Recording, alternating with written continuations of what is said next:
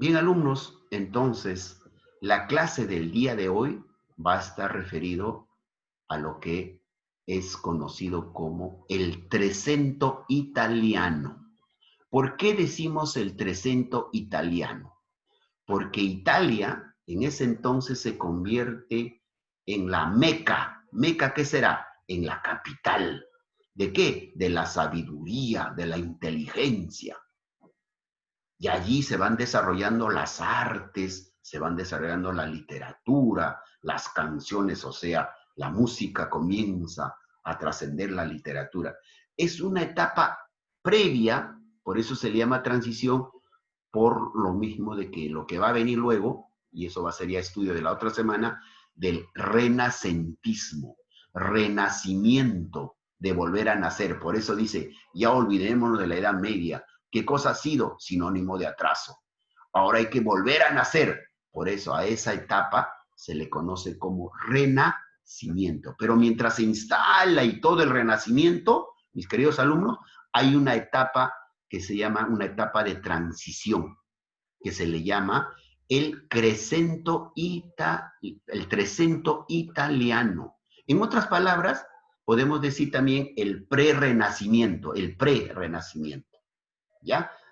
Justamente vamos a compartir el día de hoy algunas diapositivas que ya el día de ayer lo subí en el CIENET para que usted pueda más o menos, pueda ver, ¿no? De esa manera podamos analizar el día de hoy. Bien, allí, por ejemplo, vamos. Semana 9, el Trecento italiano. Es lo que corresponde al tema del día de hoy. También les decía, entonces, al Trecento italiano se le conoce como el prerrenacimiento italiano. El prerrenacimiento italiano. Mire, entonces, un poco que Dante Alighieri, mis queridos alumnos, era un poco también creyente y a la vez también un poco investigador, mantenía. Entonces, a Dante Alighieri lo vamos a poner, si bien es cierto, fue el pensamiento de la Edad Media, pero también él dio su aporte para que ya inicie lo que se llama la siguiente etapa como el Renacimiento. Pero en esa transición entre el término de la Edad Media y el Renacimiento, mis queridos alumnos, allí se le conoce como el pre-renacimiento o también el Trecento italiano. Clarito que quiero que quede eso. Y ahí está, miren, más o menos las manifestaciones. Si tú aquí, por ejemplo, perdonen que estoy un poco de estos días, un poquito mal de la garganta. Mire, acá, por ejemplo, mis queridos alumnos, ven un gráfico en la que cómo más o menos se manifestaba. Era el amor al arte, a la naturaleza, ¿no? Ya se veía de otra forma. Ya no aparecen ya imágenes. A ver, ¿alguien tiene su audio abierto, por favor? Le voy a pedir. Entonces, decíamos, mis queridos alumnos, aquí, por ejemplo, tenemos cómo se expresaba ya el prerrenacentismo. ¿Y quién creen que él es? A ver,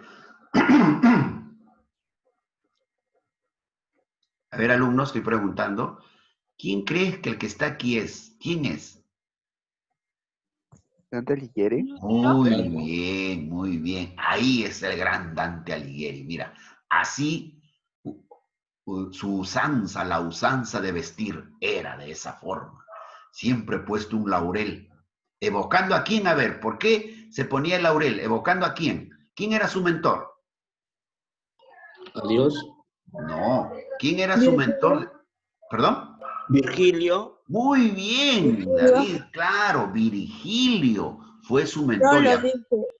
Y Virgilio, acuérdate, mi querido alumno y alumna, Virgilio fue romano. Romano. ¿No? Claro, entonces Dante Alighieri toma, acuérdate que Dante Alighieri ya es italiano, ¿no? Dante Alighieri toma como referencia y dice, bueno, voy a seguir y más o menos la usanza de la vestimenta. Ahí está nuestro Dante Alighieri. Mire, aquí una sociedad ya en decadencia, lo que por ejemplo podríamos decir Roma, ¿no? La Edad Media en la creencia, pero acá ya viene, ¿qué cosa? Acá ya viene lo tecnológico, los descubrimientos. Acuérdate, chico, cuando ahora llegamos al Renacimiento a estudiar, vamos a encontrar los grandes inventos que se van dando. Mire, cómo la Edad Media trazó, ¿no? Y acá recién en esta etapa, entonces ahí está él en el medio. Ahí está en el medio. Y él comienza a dar la transición de esta etapa con esta otra etapa. Él, la Edad Media y el Renacimiento. Pero él se pone al medio porque dice, hay que rescatar. También algo de aquí hay que llevar. Y esto por eso se le conoce como el Prerrenacimiento o el Trecento italiano. Muy bien. Y esto es lo que estrictamente ya significaría el Trecento o el Prerrenacimiento. ¿Qué cosa era el Trecento italiano o el Prerrenacimiento? Periodo histórico que antecede, eso es lo que les decía, a la aparición del Renacimiento. Antecede, o sea, antes, pero es la transición para dar al Renacimiento en el arte y la literatura. En el arte y la literatura. Miren, chicos, ¿no? En el arte y la literatura. Aquí lo que nos vamos a concentrar en la literatura, pero también tú tienes que conocer en el arte. ¿Por qué no? Se desarrolló plenamente en Italia. Ojo, entonces, si tú hablas el Trecento o hablas el Prerrenacimiento, simplemente se desarrolla en Italia. ¿Ok? En Italia. ¿Por qué? Porque hace un momento te dije que Italia era la Meca. Meca es la capital donde se desarrollaban los conocimientos, el arte, la literatura, la música. Entonces, pues allí comienza ya a gestarse, a darse todo para que posteriormente conozcamos como el Renacimiento. Y comprende 2 periodos o siglos. Dice acá, el Duocento, siglo. ¿Qué siglo es esto, mis queridos alumnos? 13. 13. ¿Qué año más o menos? 1300. 1200. No, 1299. Claro, 1200. Todo 1200 hasta 1299. Miren, miren qué, ¿no? Y estamos en el 2020, va sacando tu cuenta. 1200. Mire, del 2200 al 2999. Ah, perdón, de 1000, claro, de 1200 a 1299. Y lo otro, que es la que se da esta etapa donde a nosotros nos interesa, se da durante el siglo XIV. 1200 a 1300, de 1300 a 1399. Claro, muy bien, ya tienes tú clarito, mi querido Corihuamán, planteado tu mapa del tiempo. Es así como nosotros debemos de conocer. El Trecento entonces se da en el siglo XIV, más o menos en el año 1300 a 1399. Este es importante, chicos, porque en base a eso nos vamos a ir orientando para ir conociendo. Y aquí resalta esta figura, miren, que muchos de nosotros, quizá, o muchos de los artistas en su época plasmaron así. Aquí está Jesús con su mamá, ¿no? María, y ahí tenemos representado. Esto era el arte, arte puro, miren. Parece una fotografía, pero la fotografía todavía no era inventada, no había sido inventada. ¿Cuándo se inventó la fotografía? ¿Alguien sabe? ¿Por cultura? ¿Alumnos de quinto de secundaria? Ya, no se preocupen, luego lo van a saber. El año en que se inventa la fotografía, por los hermanos Lumière. Ya, pero eso es materia de otra fecha. Vamos entonces a continuar. Esto es lo que nos interesa, el Trecento, así se le ha conocido, ¿no? El Trecento. Y ahí está nuevamente nuestro amigo Dante Alighieri. Él era una forma muy peculiar, pero él se jactaba, pues era un hombre muy pensador de la época, ¿no? Y por eso siempre lo vamos a tener a Dante Alighieri en representado a finales de la Edad Media y también al inicio del prerrenacentismo, como llamaba el Trecento. Profe, Sí, dígame, mis queridos alumnos. se decía Trecento porque era algo que tenía que ver con 3. Claro, muy bien, Jaciel, muy bien, muy bien. Ahora, ¿pero quiénes serán los otros dos? Dentro de un momento les voy a presentar con nombre y apellido. Pero todavía concentrémonos en esta figura, porque él es el iniciador, él es el que los anima, Él es el que le dice, oye, vamos a plantear nosotros esto de lo que es, pues, y perfecto, le comienzan a seguir a escuchar al gran Dante Alighieri. Entonces, muy bien, Jaciel. Siglo en Italia de transición entre la Edad Media y el Renacimiento. Ya hasta la saciedad lo estamos diciendo. Pues entonces, cuando yo pregunte en el examen, qué sé yo, que vamos a tener evaluaciones, ¿qué cosa es el Trecento? Es la transición entre la Edad Media y el Renacimiento. Al medio se ha puesto entre la Edad Media y el Renacimiento. ¿Cuál fue la capital? Fueron varios lugares, varios lugares, no solamente es Florencia. Florencia, capital de la Toscana, se vuelve un punto importante para la cultura y el comercio. Es lo que les decía hace un momento. Estos lugares, de algún modo, se convierten pues en la capital, ¿no?, de la cultura y el comercio. Quien quisiera un poco irse a instruir en esa época pensaba, hay que irnos a Florencia, porque ahí está la cultura, decía. A pesar de las disputas políticas entre los gibelinos, que son grupos, y los güelfos, ya comienzan a surgir ya posiciones políticas de pensamientos diferentes para tener el control de lo que va a ser el Renacimiento, dice, Florencia, mira, aparte, Florencia logra su época de mayor esplendor gracias a los grandes talentos artísticos. Entonces, en Florencia, como ven que hay bastante comercio donde se desarrolla la cultura, oye, acá todos los artistas se reúnen en Florencia. Y por eso Florencia, como su mismo nombre lo dice, florece ante lo que es la cultura, ¿no? El pensamiento grande de estos talentos, tanto culturales como artísticos. Dice, Profe, esplendor, sí, gracias a los grandes talentos artísticos. Ahí está, a ver, dígame. Florencia vendría a ser algo así como Estados Unidos, donde hay demasiado comercio. No, Florencia es una región de lo que es ahora Italia. O sea, Florencia en estos días, o sea, políticamente, está en Italia. Ahora, ¿cómo podríamos decir? A ver, imaginémonos el Perú, ¿ya? Después de, digamos, ya, en estos momentos, en el Perú, usted sabe, ¿cuál es la primera ciudad? Lima. Lima. Lima, muy perfecto. Porque en Lima, ¿qué cosa? ¿Por qué? Porque está el comercio, porque está, ¿qué cosa? Concentrado la cultura, acá están las grandes universidades, acá están los grandes hospitales, parecido, ¿no? Entonces, Lima. Era como una provincia central. Exacto. Entonces, Florencia es como una provincia principal de lo que después, ojo, que ahí todavía no se llamaba Italia, después ya se llama Italia, ponen el nombre. Entonces, Florencia va resaltando en ella. ¿Y la segunda ciudad en importancia en el Perú cuál es? Arequipa. Muy bien, mi querido. ¿Quién es? ¿Jaciel? Hacia el... Así es, muy bien. Arequipa es la segunda ciudad del Perú, miren. ¿Por qué? Porque también allí se desarrolla un poco lo que es el comercio, un poco la cultura, un poco tiene universidades, tiene centros, ¿no? Entonces, y así vamos llegando a lo que son las importantes ciudades. Pero entonces en Florencia se convierte pues en un lugar donde se desarrolla la cultura y el comercio. Eh, Florencia logra su época de mayor esplendor gracias a los grandes talentos artísticos. Aquí nos vamos a concentrar, mis queridos alumnos.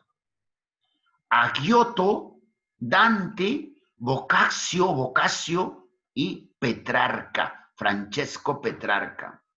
Pero Giotto es en el lado artístico, en la pintura, mis queridos alumnos. Pero en la literatura está Dante, Boccaccio y Petrarca. Por eso estos tres grandes se convierten en los que hacen la transición del renacentismo. Por eso se habla, como Jaciel hace un momento me decía, profesor, si se habla de Trecento, es de tres, efectivamente.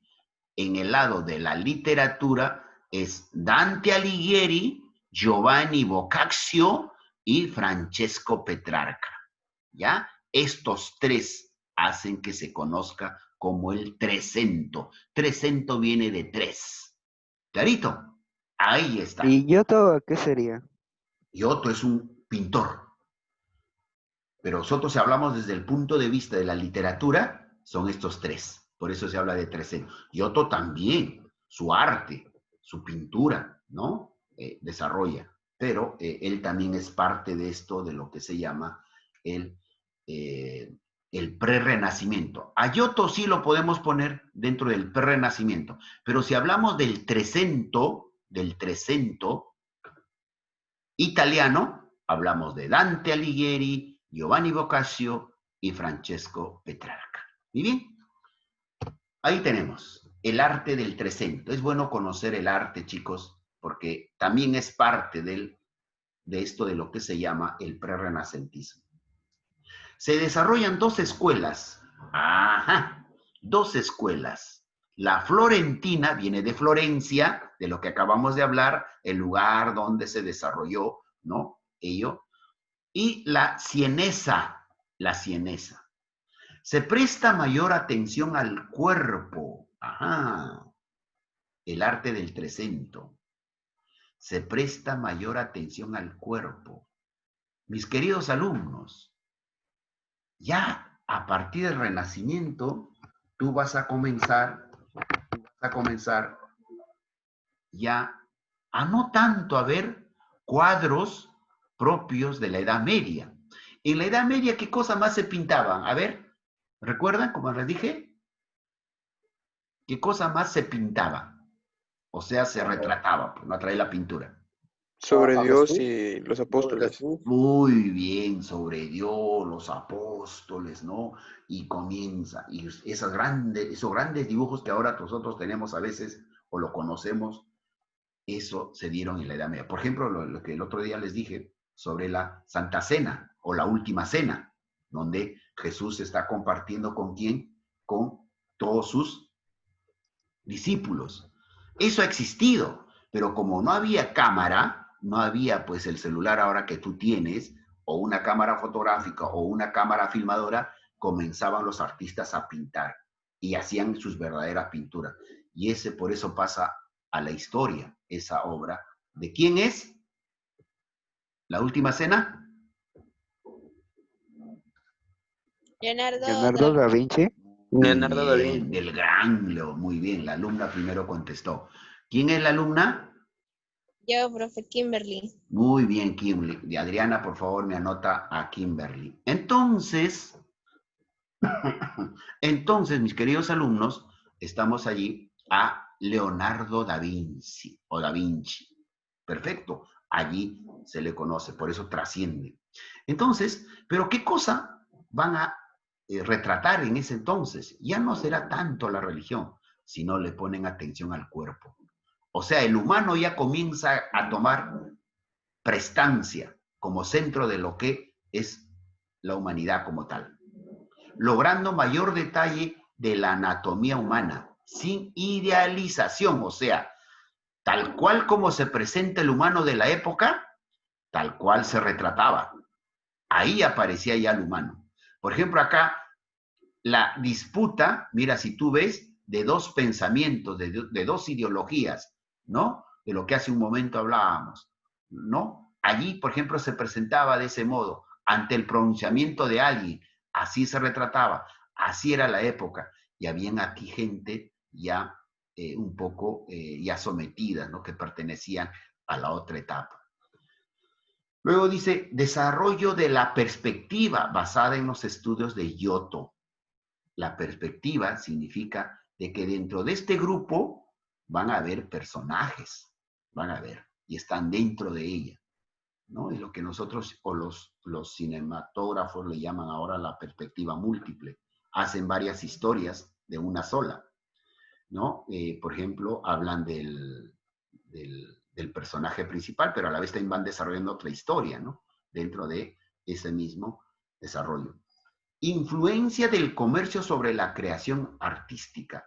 Entonces dicen, vamos a ver, pues el comercio es la que nos va a solventar, porque si no vendemos, no producimos, no vendemos, pues no habrá creación artística, ¿no? Ese es el arte del Trecento.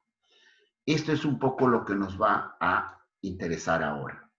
En la literatura italiana del Trecento.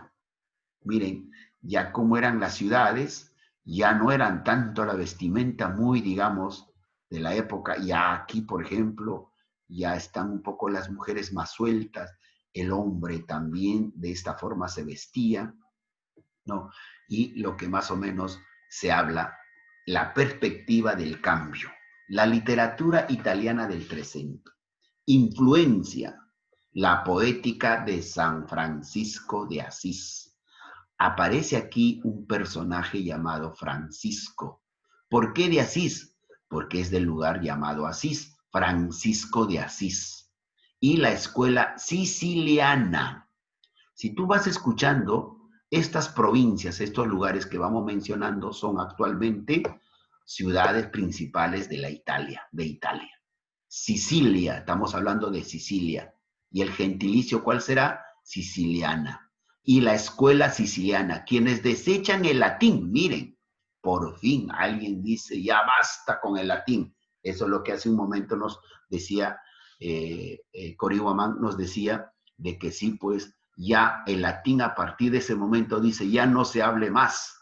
Vamos a desechar el latín para luego convertirse en qué? En una lengua muerta, ¿no?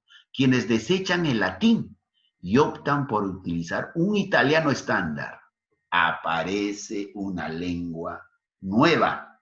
¿Cuál será? El italiano, mis queridos alumnos, que ahora lo conocemos. Miren cómo se va germinando, cómo se va dando los cambios para esto de lo que era. Entonces ya el latín va desechándose y aparecerá, ¿qué cosa? El italiano. El italiano. Aparición, esto es un movimiento importante.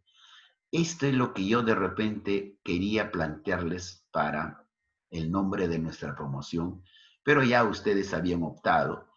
Esto se llama la aparición del dolce stile nuovo, que significa el dulce estilo nuevo. El dulce estilo nuevo. Esto ya está en italiano. ¿Ya? Aparición del dolce stile nuovo o nuevo. El dulce estilo nuevo. Poesía amorosa que combina complejidad y profundidad. Y aquí sobresale Guido Guinezelli, Guido Cavalcanti y Dante Alighieri. Pero principalmente es Dante Alighieri. Por eso se le reconoce a él. Estos tres pertenecen a este movimiento llamado el dulce estilo nuevo, que se traducía en la poesía amorosa. En cuanto a prosa, ojo, acá hablamos de qué? Hablamos de la poesía. Y si hablamos de prosa, ¿hablamos de qué? De obras ya, de novelas literarias. Comienza a aparecer, ya se está haciendo los primeros pininos para escribir novelas. Ya no tanto épico, porque ya esa etapa pasó. Ahora dice, en cuanto a prosa, autores como Boccaccio y Dante optan por la imitación de la novela latina. La novela aparece, así como el uso de formas narrativas breves como el cuento o el exempla, que viene a ser ejemplos. Antes, chicos, antes, literatura también se hacía a través de ejemplos, ¿ya? Se hacía a través de ejemplos, ¿no? Ponían un ejemplo tal y desarrollaban. Esa también era. Este de aquí ya desapareció en la actualidad, pero sí, por ejemplo, el cuento existe y las formas narrativas como la novela. ¿Y bien? Y ahí está el Trecento en este mapa conceptual, mis queridos alumnos, cómo se ha desarrollado. Y espero que tú tengas presente el autor y la obra, porque eso es al final lo que usted tiene que ir aprendiendo. Dante Alighieri, como ya sabemos, escribió la Divina Comedia y la Vida Nueva. También la Vida Nueva y la Divina Comedia. Estas dos obras, mis queridos alumnos, infieren mucho en lo que va a ser posteriormente. ¿Qué cosa? Va a ser lo que se llama el Trecento o el Prerrenacimiento. También tenemos a Giovanni Boccaccio, que les decía hace un momento, con su obra El Decamerón. El Decamerón. Giovanni Boccaccio como el Decamerón. Y también a Francisco o a Francesco Petrarca con su obra El Cancionero. El Cancionero. ahí están estos tres que vendrían a ser el Trecento italiano. ¿Quién fue Giovanni Boccaccio? O vivió o nació en 1313-1375. No se sabe con exactitud el lugar de su nacimiento, pero en Florencia realizó la mayor parte de su obra. Su obra narrativa, escúchame, desarrolló obra narrativa, muestra un logrado refinamiento de la prosa italiana. Prosa significa escribir seguidamente una historia. Verso no. Verso es ¿qué cosa? Una poesía. Quiero que diferencie lo que es prosa y verso. Siempre tienes que tener presente eso. Prosa se utiliza para escribir novelas, cuentos. Pero, perdón, al contrario, ¿no? No, está bien. Lo que, por ejemplo, ¿qué cosa es un verso? Un verso se escribe ¿qué Para cosa? poesía. Muy bien, claro, mis queridos, yo creía que no estaban atentos. El verso se utiliza todo lo que es el género lírico, todo. Odas, poesía, poemas, cancioneros, puede ser de repente... Epístolas. Epístolas, muy bien, sonetos, etc. Mientras que la prosa ya es estrictamente narrativa. Escribes cuentos, leyendas, novelas, mitos, etc., etc. Todo referido a lo que es la prosa. En 1348, miren jóvenes, hablando a propósito de epidemias, en 1348 la peste asoló Florencia. Dios mío, apareció qué cosa como lo que ahora es lo que se está dando. En ese entonces se conocía como la peste. Asoló Florencia, inspirándolo para escribir su obra más importante, el Decamerón. Entonces, miren, ¿por qué es importante leer las obras, mis queridos alumnos? Porque tú a través de su obra, de estos hombres, escriben lo que sucedió en su época. Y si tú quieres saber cómo fue quizá una de las primeras pestes, aunque primero sucedió en Egipto, ¿no? Con las 7 plagas, ¿verdad? Pero eso ya quizá le vamos a dar, ¿qué cosa? Una connotación religiosa, creación propiamente ¿de quién? De Dios. Pero ya hablando propiamente terrenal, la peste quizá haya sido la primera epidemia que se dio en el mundo. Se dio en 1348. Y si tú quieres saber cómo fue, hay que leer el Decamerón.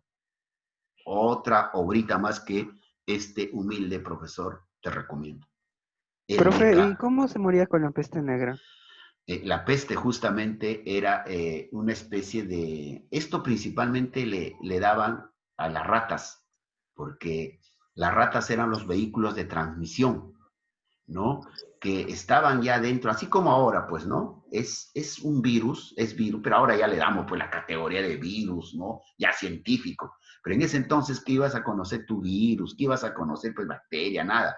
Solamente decía la peste, y la peste decía, ahí está. Y la rata era el vehículo de transmisión para que puedan contagiar. ¿Y cómo?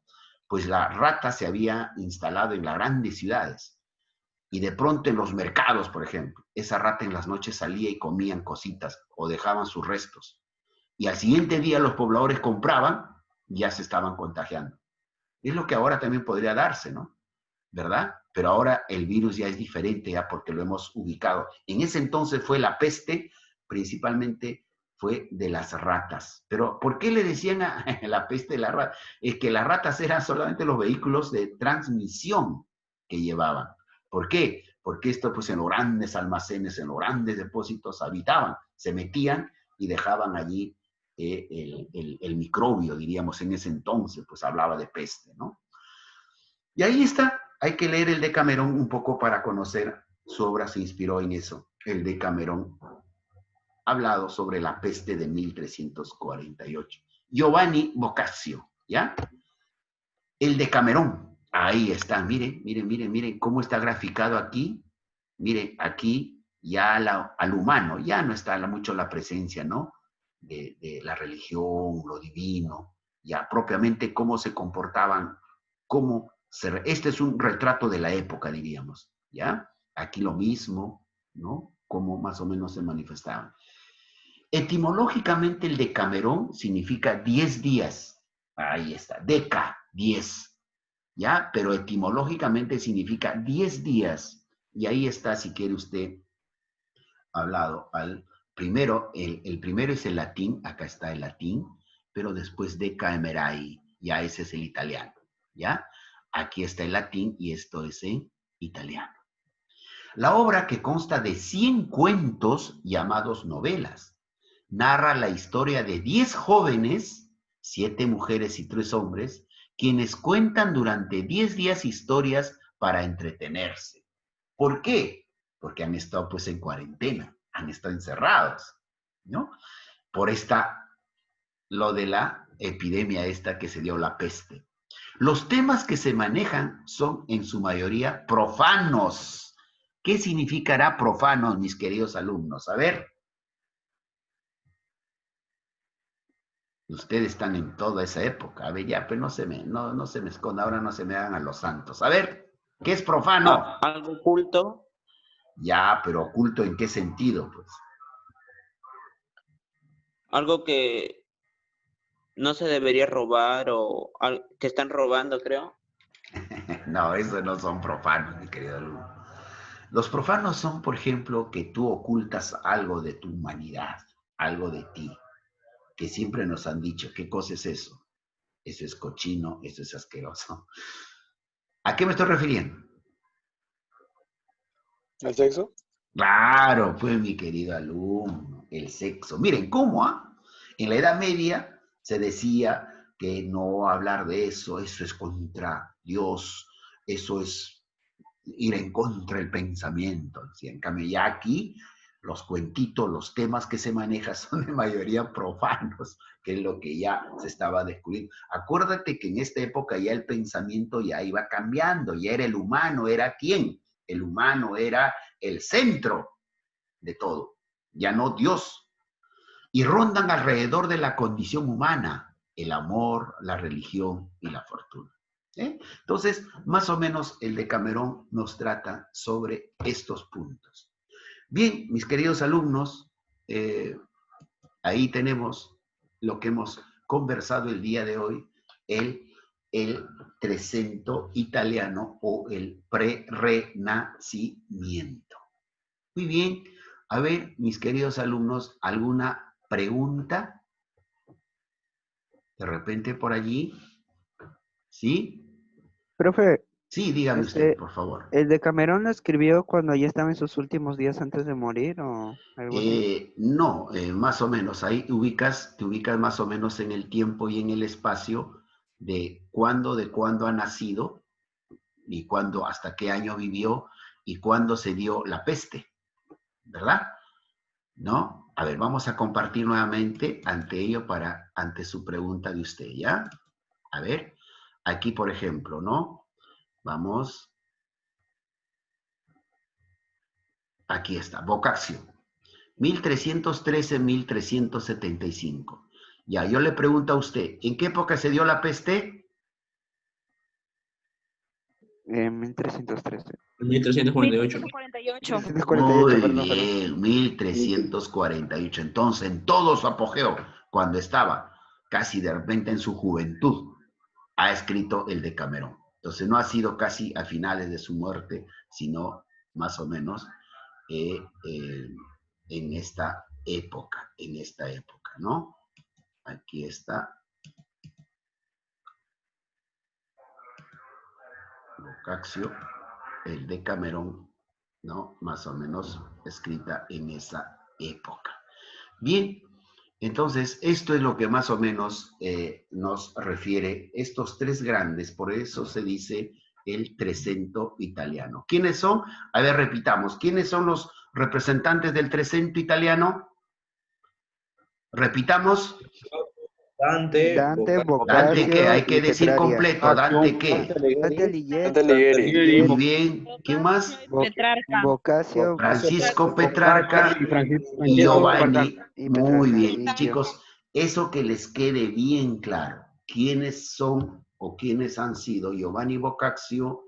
¿Quién ha sido Dante Alighieri? ¿Y quién ha sido el gran Francesco Petrarca? los tres más grandes representantes del Trecento italiano. Por eso le llama Trecento italiano.